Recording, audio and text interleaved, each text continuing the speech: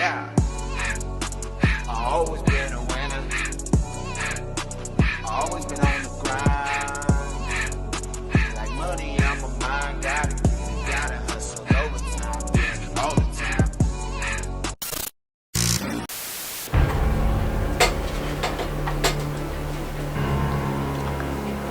My precious! Woo! What's going on, everybody? It is your boy, Afro Sniper X, back in the Heezy Fo Shazy with another one. Hell yeah, guys. BARRA video. That's what we doing today. BARRA video. Hell yeah, guys. I'd like to introduce you to the BARRA Tactical Lever Action. Oh yeah, just take a look at that beauty right there. Look how sexy that is right there. Look at that. Wait for it. Woo! Oh yeah. Guys, this is, what is it, the 1866? I was about to say 67. I ain't gonna lie. I've been on some Yellowstone stuff lately, man. Big shout out to Yellowstone. It's an amazing series. If you ain't watched it, well, you all need to watch that thing. Guys, this gun is awesome. Now, I thought it was awesome when they had the one before, the original. If you haven't seen that, hold on, let me do a spin. Woo! Back in your face with Captain Goldie. That's what I like to call this one, Captain Goldie, right? Because it got the gold receiver right there looking all proper with the wood, right? But what about that? What about that double action, y'all? What about that? You know, in the field review, we gonna do that. We gonna figure it out because it is a lever action. We may have to be on some Terminator stuff where we just, you know what I'm saying? We gonna figure out that. We gonna have some fun. That's guaranteed, guys. So basically, this is the tactical version of this bad boy. Right? They say nothing's changed other than cosmetics. But, I don't know. It feels a little different. It does. Maybe I'm just tripping. Maybe it's me. You know, I am all juiced up on Mountain Dew and hitting the gym, so maybe it's just me. But, I feel like the lever is just a lot smoother on the tactical. Right? Just look at that. Right? It just has that stick right there. And it seems like this one just doesn't. It's smooth as butter, baby. I'm really digging this. And not just because black guns matter, man. I like the lever action tactical look. It take me to the great fields of the Call of Duty. Or as I like to call, because I'm a Battlefield fan, Call of Dookie. Now it is shell receiving and shell ejecting, right? So that means you're gonna load them in right here to that shell port and they're gonna eject right there at the top of the receiver. Booyah, baby. Right? You got M-lock on the sides all the way down to about a quarter of the barrel, right? Then you got Picatinny on top. Y'all know we love that good old Picatinny, y'all. Hell yeah. And you got Picatinny on the bottom. Ooh, little top and bottom action. Pause. Right back to it. Then we got it, the lever is actually wrapped. It feels like nylon, like some nylon, but they're saying it's paracord, but it doesn't feel like paracord. It feels like nylon. Could be tripping. Nylon is a little bit cheaper than paracord, so I wouldn't, you know, I'd expect that they probably tried to save some money somewhere down the line, and that's probably it. The hammer feels really good. There's no catching. As far as the shell ejecting, I know on this one, after a while, we had some problems a little bit with the shells catching. Sometimes they get caught in there, and you gotta sit there, and you gotta work that thing, you know what I'm saying? You gotta sit there and work that thing, and then it pops out. It could be quite frustrating, you know? I'm sitting here trying to have a good time shooting my rifle, my 1866, and all of a sudden the thing don't want to eject the shells. So I'm thinking they work that kink out because it just feels so much more smoother. It's nice. It's nice. So I'm hoping that is the case, but we will find out when we take this thing and shoot this thing. Other than that, the trigger still feels good, right? A little spongy, but it feels good. Barrel length is the same. Sights look the same. There is no difference in pop-up sights at all. You still get the basic 1866 pop-up sight on there, so nothing too fancy about that. What else can I say, guys? That's pretty much it. Things I would like to see on this gun. Now, I mentioned this at SHOT Show directly to BARRA. I'd like, if you're gonna go tactical, man, if you're going to go the tactical route, and this is so frustrating sometimes on guns like this. If you're gonna go the tactical route, why not giving us a threaded barrel so we could add the suppressor and really feel the dream?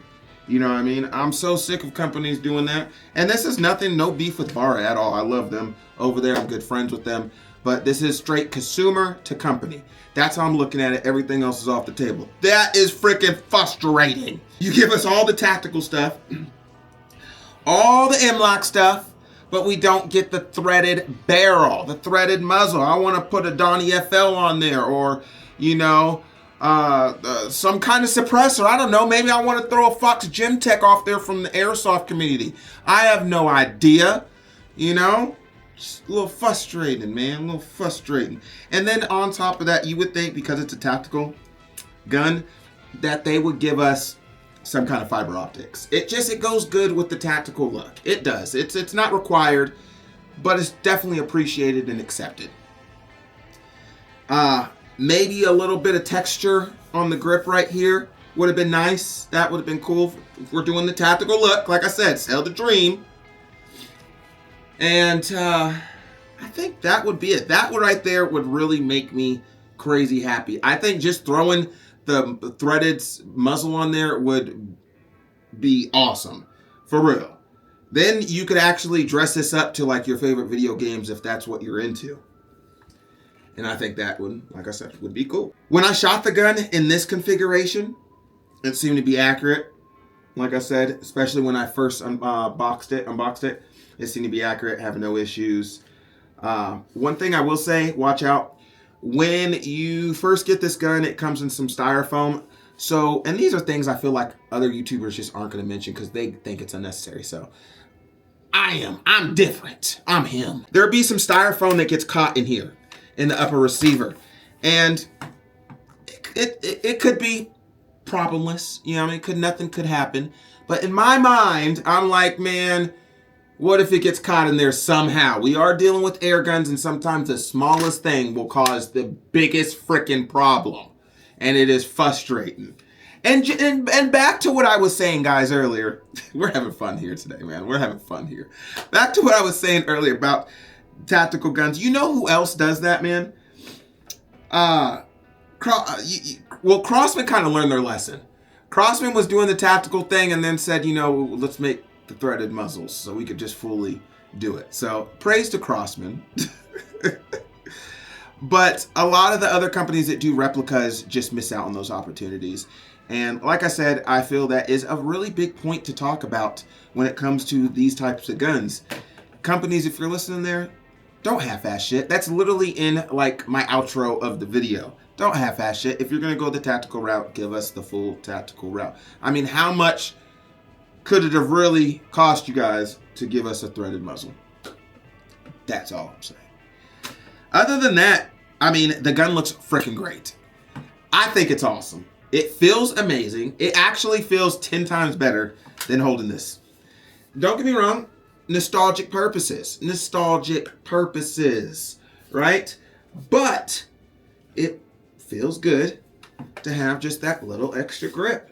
You know, this Picatinny bottom rail right here acts as a really good stopping point. If you want to C-clamp this thing, you still get enough room where you could get sights, you know, downrange. You can get that nice lineup. It still looks really good. This top Picatinny rail actually kind of helps as like a hand stop right there as well. So you get, there's actually a perfect like Goldilocks zone going on here where you could just get that really nice grip and drive that gun forward and, you know, get that speed in there, you know. And I'm pretty sure with the proper stance, you could get some really steady muzzle, you know, and get some really precise precision shots downrange for a CO2 gun. Remember, this ain't no the Marauder, you know, or no Gauntlet, so it's not going to give you pellet on pellet on pellet, you know. But I think you could get some really decent accuracy with these improvements. Way more than what you were getting with this. Both are good. Both have their spots in the replica community. They definitely do, because, like I said, nostalgic, right? You want to cosplay, maybe some Django, maybe some Tombstone. You know, I'll be your Huckleberry. You know what I'm saying? You want to do that? This is it. You want to just be a cowboy for the day, go in the backyard and plank some targets and just hear some lead hit some steel or pop some balloons or whatever. This could do it. If you want to John Wick some targets, if you want to Call of Duty some things, if you want to tactical pellets all up in that thing and send it down range, this is the one. This is the one. Both can take red dots. This one you could put laser, flashlight, foregrip, all kinds of stuffs. The possibilities are endless. And like I said, with the M-Lock, it's really nice. And you know what? I can't wait to take this outside and shoot it. It's going to be dope. It's going to be dookie fresh, son. Yeah, that's old school. That's old school. I also been watching some 80s like gangster movies too, man. So, you know, I'm saying some crazy stuff right now. I don't know what's wrong with me. I'm having a good time. Y'all know what it is. I'm your boy Afro Sniper X. Like I always say, stay popping that air, stay shooting that lead, and stay dangerous, y'all. You only live life once. So don't half-ass shit. Live it to the fullest. You know what it be. I'll see y'all later. Stay fresh. I'm out.